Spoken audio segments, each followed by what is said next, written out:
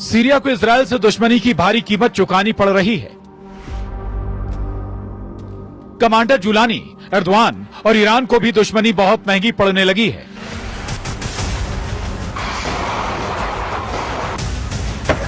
Netanyahu ने हाथ आए मौके को बखूबी भुना लिया है।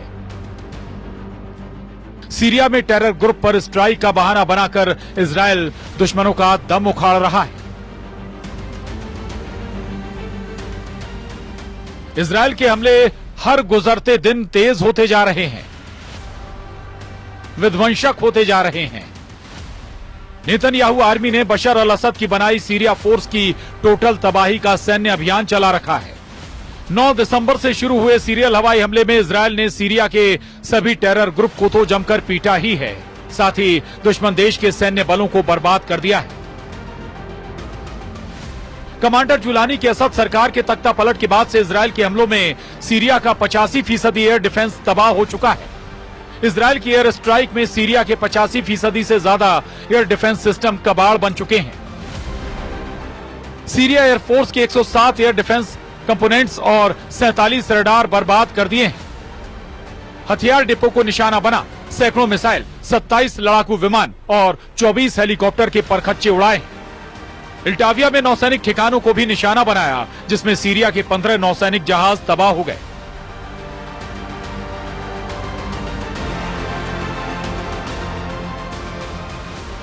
हमलों में इजरायल ने 1800 से ज्यादा हथियारों का इस्तेमाल किया। इजरायल ने सीरिया में अब तक कुल 480 ठिकानों पर बमबारी की है।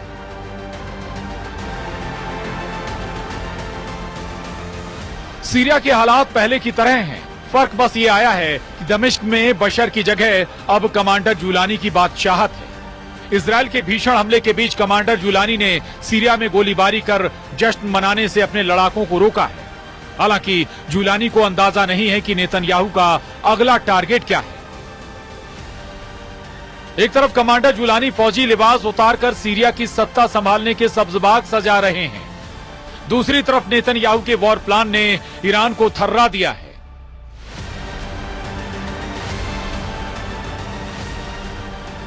टाइम्स ऑफ इजराइल की रिपोर्ट के मुताबिक इजराइल डिफेंस फोर्स ने पीएम नेतन्याहू को जानकारी दी है कि ईरान के एटमी अड्डे को तबाह करने का ये सबसे अच्छा मौका है। रिपोर्ट में दावा किया गया है कि आईडीएफ ने जंगी जेटों से ईरान के एटमी ठिकानों पर हमले की तैयारी भी शुरू कर दी है। ईरान के एटमी साइट को निशाना बनाने की कई वजहें आईडीएफ की तरफ से गिनाई गई हैं। इजरायल डिफेंस फोर्स को ईरान में एयर ऑपरेशन में लेबनान से कोई रोक टोक नहीं करने वाला है।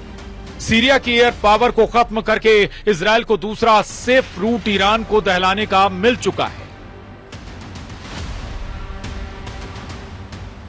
हिजबुल्लाह, हमास और हूती विद्रोहियों का गिरा हुआ मनोबल इजरायल के लिए हमले का बेहतरीन मौका बन गया। सीरिया में तुर्की और ईरान के टक्कर को भी नेतन्याहू के लिए अच्छा अवसर माना जा रहा है। आईडीएफ के एक्शन प्लान की डिटेल मिलने के बाद पीएम नेतन्याहू ने ईरान के सुप्रीम लीडर पर तंज कसा है। सीरिया में ईरान समर्थक बशर की हार को नेतन्याहू ने ईरान की शर्मनाक हार बताया है। इजरायल ने आज तक जो धमकी दी है वो सच हुई है, चाहे वो हमास के सफाए की हो, चाहे हिजबुल्लाह की बर्बादी की, चाहे वो सीरिया के टेरर ग्रुप क्यों ना हो। इजरायल जिसे निशाने पर लेता है उसका काम तमाम कर दिया है। ईरान तो इजरायल का दुश्मन नंबर 1 है।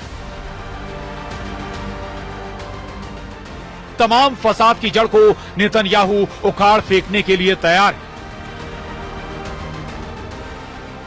अगर ईरान के एटमी साइट को इजरायल दहलाएगा तो टॉप पर जो न्यूक्लियर अड्डा है वो है नतांज, जहां ईरान अंधाधुन यूरेनियम संवर्धन में जुटा है। पश्चिमी मीडिया में दावा किया जाता है कि ईरान के पास 8 से 10 परमाणु बम बनाने के लिए यूरेनियम का भंडार है, लेकिन हाल ही में हुए परमाणु समझौते के बाद ईरान ने यूरेनियम के भंडार को 98% तक कम करने की हामी भरी है। ईरान ने यूरेनियम संवर्धन के स्तर को 3.67% पर रखने की शर्त मान ली है। अभी ईरान के पास नतांज और फोर्डो न्यूक्लियर साइट पर यूरेनियम संवर्धन चल रहा है।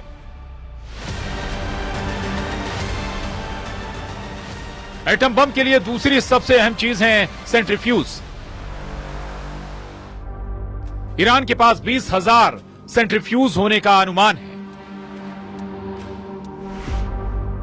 नई डील के बाद ईरान को फोर्डो प्लांट पर किसी तरह के यूरेनियम संवर्धन से रोक दिया गया है, लेकिन खामेनेई के नतांज न्यूक्लियर साइट पर एटमी प्रोग्राम धड़ल्ले से चल रहा है, जिसे तबाह करने के बाद ही इजरायल शांति से बैठ सकेगा।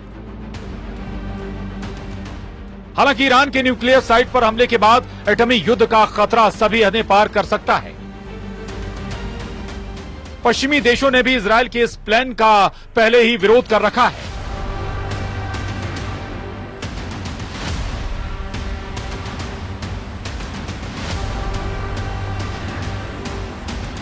अमेरिका ने भी ईरान के परमाणु ठिकानों पर हमले से इजरायल को बचने की नसीहत दी है,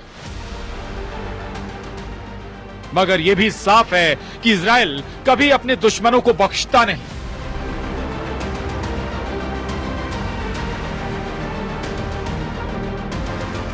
ईरान समर्थक फाइटर ग्रुप की बर्बादी इसका प्रमाण है।